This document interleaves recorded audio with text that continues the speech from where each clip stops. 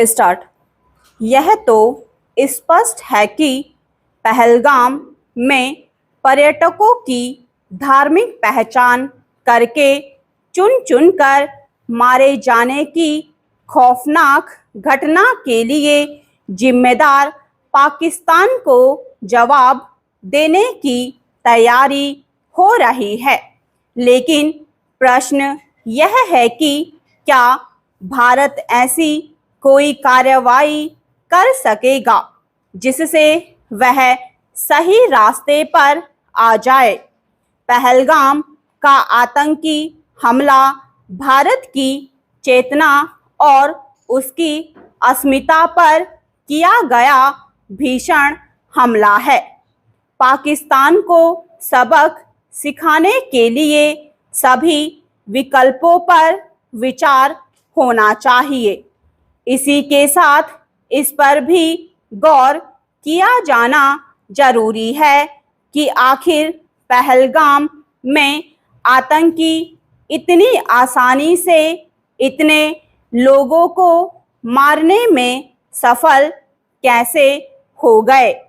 यह सही है कि हाल के समय में कश्मीर के हालात सुधरे थे, लेकिन ऐसा भी नहीं था कि आतंकी हमलों का अंदेशा पूरी तौर पर खत्म हो गया हो। यह तथ्य है कि जम्मू कश्मीर में छिटपुट आतंकी हमलों के साथ सीमा पार से आतंकियों की घुसपैठ भी हो रही थी। सीमा पार से आतंकियों की सक्रियता भी जारी थी। ऐसे में भारत सरकार सुरक्षा बलों और खुफिया एजेंसियों को और सतर्क रहना चाहिए था। यह मानने के पर्याप्त कारण हैं कि कश्मीर में जब बड़ी संख्या में पर्यटक पहुंच रहे हैं, तब वहां जैसी चौकसी बरती जानी चाहिए थी, उसका अभाव व्याप्त हो गया।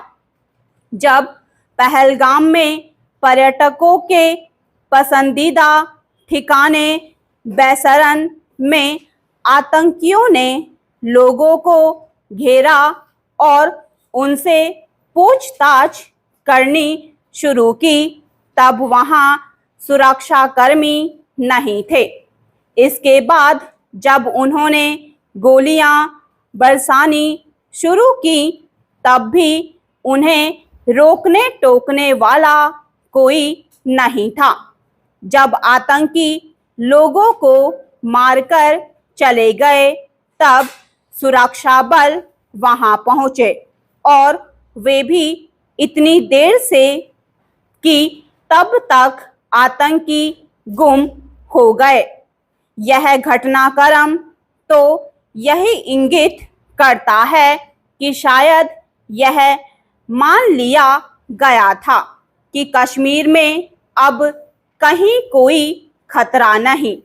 सवाल केवल सुरक्षा व्यवस्था में कमी का ही नहीं, खुफिया एजेंसियों की चौकसी का भी है। आखिर वे इसकी अनदेखी कैसे कर गई कि कश्मीर में आतंकी और उनके खुले छिपे समर्थक मौजूद हैं और वे अपनी हरकतों से बाज नहीं आ रहे हैं। किसी को इसका भी भान होना चाहिए था कि देश में जब जब कोई बड़ा विदेशी अतिथि आया है, तब तब आतंकियों ने कश्मीर में खून बहाया है।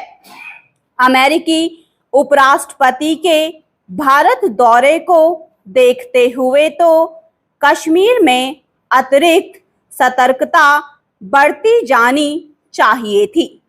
इसके अलावा इसलिए भी और चौकन्ना हो जाना चाहिए था कि वक्फ कानून को लेकर कश्मीर का माहौल खराब करने की कोशिश हो रही थी।